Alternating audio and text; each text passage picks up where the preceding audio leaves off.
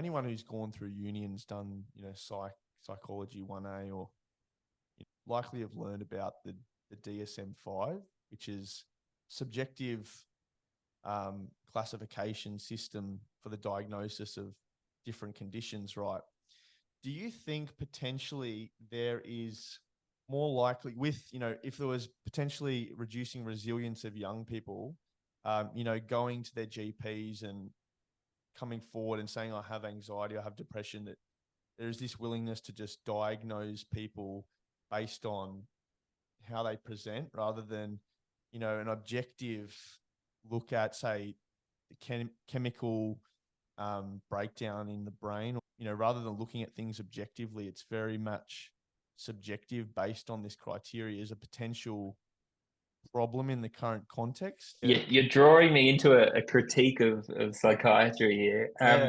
Look, a couple of things I would say on that, and it's more just a shift to suggest further listening if people are interested in this topic. Yeah. I mean, keep in mind that when the first DSM, when the first edition came out, homosexuality was listed as a disorder. Now, there is a great podcast on This American Life, an episode about, essentially a group of homosexual psychiatrists who managed to change that. But it's interesting listening just when we think about how culture also plays into this. Another book that I'd strongly recommend is called Crazy Like Us. And I think it's called Crazy Like Us, the Globalization of Mental Illness or something like that. But it's a really interesting take on the importance of culture and context, and a bit of a critique the same way of what you're saying. Look, I'm not a psychiatrist. The DSM plays an important role. The other thing is that we don't have blood tests or X-rays for mental health the same way that we do for physical health, and that makes it really tricky to then, essentially diagnose thoughts, behaviors, in a way that can be operationalized. So I think that there's a very good reason as to why that the DSM's there, and it plays an important role. I think a psychiatrist who diagnoses would be better placed to talk about that.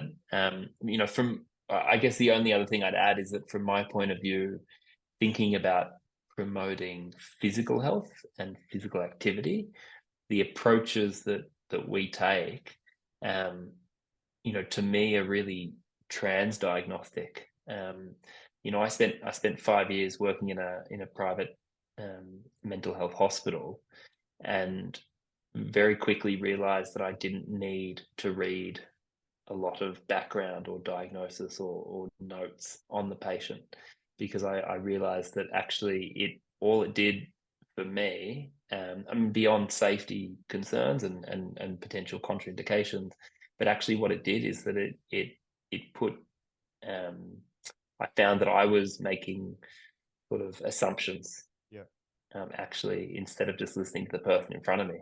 And so quite quickly realized that wasn't useful, and it's better for me to actually just talk to the person that's in front of me. And again, providing that the safety stuff's dealt with, listen to what they're saying and work from there. So, I think as exercise or physical health practitioners, I think the exact diagnosis probably isn't something we should be getting too focused on. Put up on, yeah.